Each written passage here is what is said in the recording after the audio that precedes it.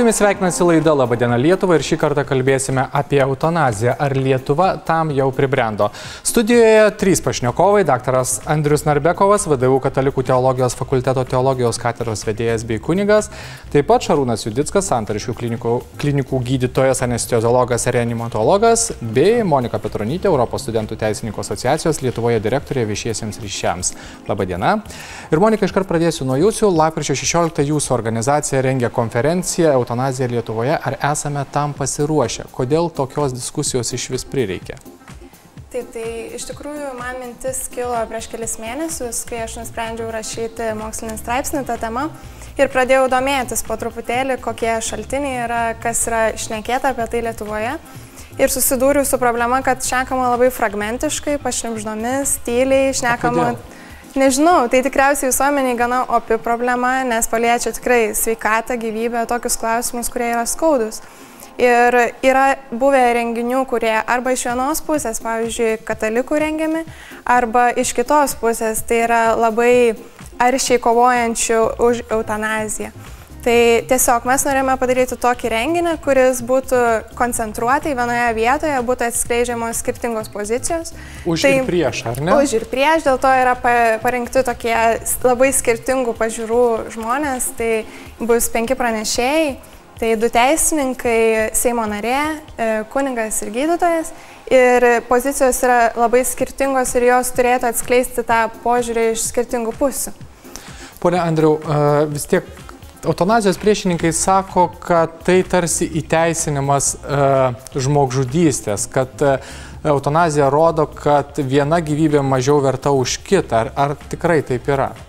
Jeigu pasižiūrėtume tą kontekstą ir bioetikos vadovėliuose, enciklopedijose, kaip apibrėžiama eutanazija, tai nėra apibrėžiama taip, kad gydytojas kažką padaro arba kažko nedaro, siekdamas nutraukti ligoniui gyvybę. Kitaip tariant, mes kalbam apie veiksmą, kada gydytojas atima pacientui gyvybę. Tai tokį veiksmą mes įvardinam kaip žmogžudystę. Aš manau, kad čia reikia kalbėti tais terminais, kokie iš tiesų yra. Aš pritarčiau šalia sėdinčiai savo pašnekoviai, kad nesusišnekėjimo šito tema yra labai daug. Painiavos terminijoje yra daug dalykų kalbama, o terminai vienokie, o turinys yra kitoks. Manau, kad jeigu mes turėtumėm labai aiškę sampratą, kas yra ta eutanazija, tos diskusijos būtų paprastesnės. Ir manau, kad ar mes pribrendom tam, reikėtų pasižiūrėti į pasaulinį kontekstą. Jeigu visam pasaulyje nepripažįsta, tarkim, tokio gėrio, jeigu kas nors sakytų, kad eutanazija gėris, visas likęs pasaulis, o tik 3 valstybės. Visam pasaulyje yra 3 valstybės, kurios yra įteisinusios eutanaziją. Tai man kyla toks paprastas klausimas, ar kažkas blogai yra su visų pasauliu, ar su tom 3 valstybėm. Manau, kad kažkas yra negerai su tom 3 valstybėm, nes kad nepastebėtų kažkokio gero reiškinio, visas pasaulis būtų nelogiška manyti. Tai mes čia turim reikalų su reiškiniu, kuris pats savaime kelia labai rimtą klausimą, nes mes šnekam, ypatingai Lietuvos kontekste, puikiai žinom, kad nepastebėjom, kai buvo panaikinta mirties bausmė, dėl to reikia džiaugtis, nes buvo labai aiškios Konstitucinio teismo argumentavimas, kodėl. Bet kažkodėl dabar yra norinčių kalbėti apie tai, kad mes turėtumėm nužudyti tuos, kurie tikrai nieko blogo nepadarė, nebent jie susirgo. Tai aš manau, kad čia reikėtų būti labai atsargiem ir įvardinti viską tikraisiais vardais. Nes eutanazija ir Olandijoje jinai atsirado legali, įteisinta dėl to, kad ten buvo manipuliuojama terminologija ir to neslėpė tie, kurie siūlė būtent eutanaziją kaip reiškinį. Pone Šarūnai, jūs kaip medikas turbūt kiekvieną dieną susidurėt su žmonėmis, kurie galbūt jau yra netekę vilties dėl ligos, ar ne? Na, ar jums tekę yra išgirsti išsakytų norų, kad jie norėtų nutraukti gyvenimą ir kad jie norėtų turėti pasirinkimą, kad būtų galima nutraukti gyvenimą? Iš tikrųjų, aš labai džiaugiuosi, kad pokalbis šitame vyksta, nes gyvenimo pabaigos klausimai yra labai aktualūs, visada jie buvo ir jie yra. Ir ar tokių klausimų mes mums sulaukia, aš dirbu intensyvios terapijos skyriuje, kur tikrai yra sunkiausi ligoniai. Ir tų prašymų tikrai yra buvę ne 1 ir ne 2.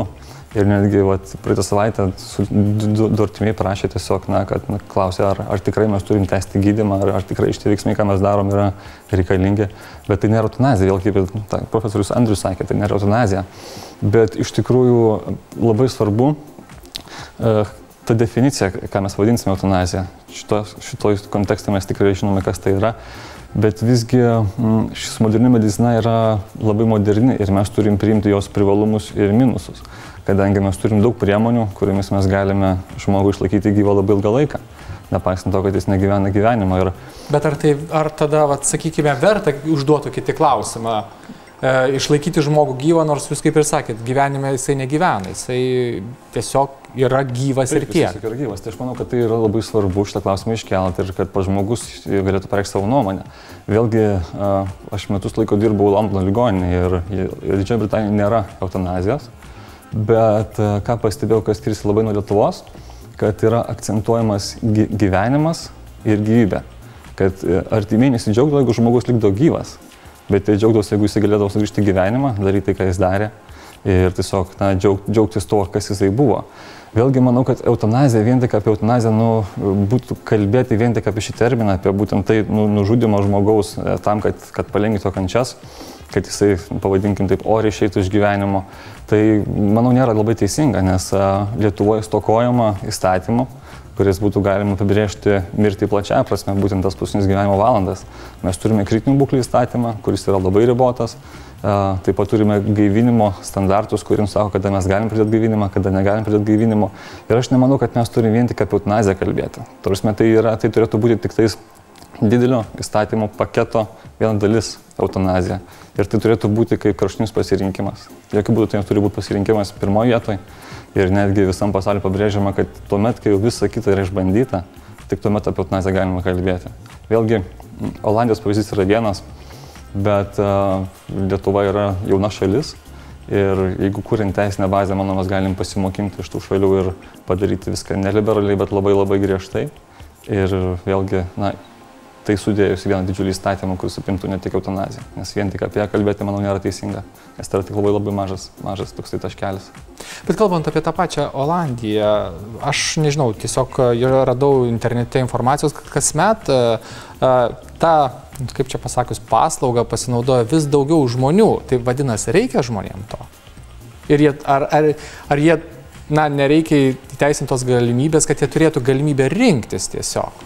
Kai mes akcentuojam galimybę rinktis, tada susidurėm su labai rimta kita problema, kas tą jų pasirinkimą turi išpildyti.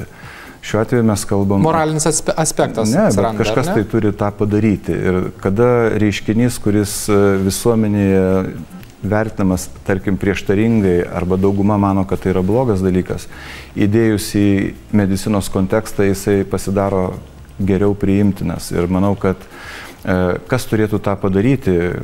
Gali būti taip, kad žmogus nenori gyventi, jis gali prašyti, kad jam kažkas padarytų ir jisai numirtų, bet tą turės padaryti gydytojas. O aš manau, kad gydytojas, Hipokrato priesaika, manau, kad visi medikai ją prisiekia, ten labai aiškiai pasakyta, niekam neduosiu mirtinų nuodų ir net patarimų neduosiu, kaip nusižudyti. Tai kitaip tariant, gydytojams čia tas neturėtų būti apskritai kalbama, jie neturėtų to akceptuoti, dėl to, kad tai visiškai prieštarauja jų pašaukimui kaip tokiam. Bet kadangi medicina tapo verslu, jūs paminėjote irgi paslaugos, ir reikia pasakyti, kad eutanazija vis dėlto būtų, pabrėšiu žodį, velniškai ekonomiška, nes daugiausia žmonės išleidžia lėšų, savaime suprantama, kada jie susirga, slauga ir panašiai.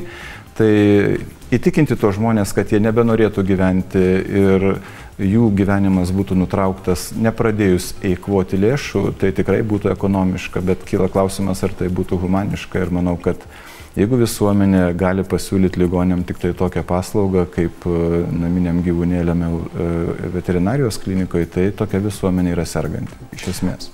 Pone Šarūnai, jūs kaip gydytojas, ar prisimtumėte tą pareigą, padėti žmogui atsisveikinti su gyvybe? Vis tiek jūs, sakykime, jeigu būtų įteisinta eutanazija, tai būtų paskirta medikams, ar ne? Aš taip suprantu. Taip, nes taip yra pasaulyje. Iš esmės klausimas yra be galo sunkus ir, jeigu kalbant asmeniškai apie mane patį, aš nemanau, kad aš pasiryščiau suleisti kažkam vaistų, kad žmogus mirtų, kad sukelt kažką mirti, nes aš esu gydytojas. Tačiau kita vertus, aš manau, kad žmogus turi pasirinkimą vėlgi išeiti iš gyvenimo oriai. Ir jeigu mes pasirinkam, su kuo mums gyventi, kokius mokslus baigti, mes turim pasirinkti ir tiesiog kaip mums mirti. Tačiau aš manau, kad aš tikrai padėčiau žmogui, pavadinkim, mano manymo asistuojama savižudybė, kas nėra eutanazija, galėtų būti sprendimas šitoje situacijoje. Tiesiog, kaip pasakyti, yra daug būdų, kaip palengvinti kančias ir skausmus, yra daug vaistų, mes galim tiesiog sunaikinti nervų rezginius, kurie sukelia skausmą. Bet vėlgi pagaliau ateina taškas, kai šitas buvimas žemėje, būtent gyvenimas pasibaigia, lieka tik gyvybė, tai labai sunkus klausimas yra. Tai aš kaip suprantu, iš tikrųjų diskusijų daug ir turbūt tos vieningos nuomonės čia neįmanoma prieiti, ar ne? Aš manau, kad mes, jeigu kalbėsim tikrais terminais, įvardinsim viską tikrais vardais, takoskyra bus labai aiški. Ką ir kolega gydytojas sako, aš pats gydytojas dirbęs 6 metus chirurgų, puikiai žinau, kad ką reiškia įdėti visas pastangas, padaryti viską, kad tas žmogus išgyventų, bet iš gydytojo lygiai taip pat reikalaujama mirštančiam žmogui netaikyti tų vadinamų užsispyrėliškų priemonių ir tik visom jėgom palaikyti jo gyvybę. Gydytojo pareiga yra mirštančiam žmogui leisti numirti, bet kad jis būtų užtikrinta, jam būtų nuskausminimas, jam būtų užtikrinta visų simptomų malšinimas, kad jisai iš to gyvenimo išeitų būtent nejausdamas skausmo, kančios. Ir manau, kad tai yra gydytojo priedermė, bet tai nieko bendro neturi su eutanazija. Kai mes kalbam apie eutanaziją, tai gydytojas dirba intensyvios terapijos skyriuose, tai paprastai kritinės būklės, tie žmonės vis tiek numirs, vėliau ar anksčiau, bet eutanazijos taikiniai yra tie žmonės, kurie nemiršta metų metais ir kada praveriamos tos duris šiais atvejais kritiniais, tada atsiveria galimybė, kurią mes puikiai galime matyti Olandijoje, toje pačioje Belgijoje, kada tai nueinama iki vaikų gimusių su negale. Tai yra eutanizavimas vaikų, kurie galėtų gyventi metų metais, kuriems kažkam atrodo galbūt, kad tų vaikų gyvenimo kokybė bus bloga. Bet vaikai nesirenka šito. Tai pradarius tas duris mes atsirasime tikrai sudėtingoje situacijoje. Ir sunku bus jas užverti, kaip labai neįmanoma jau tada. Ačiū Jums labai, kalbėjome apie eutanaziją su daktaru Andriu Narbekovu, gydytoju Šarūnu Judicku ir Monika Petronytė, Europos studentų teisininkų asociacijos Lietuvoje direktorė viešiesiems ryšiams. Ačiū Jums labai, kaip suprantu, diskusija laukia Jūsų labai įdomi ir tikrai daug klausimų, bet atsakymų įvairių yra.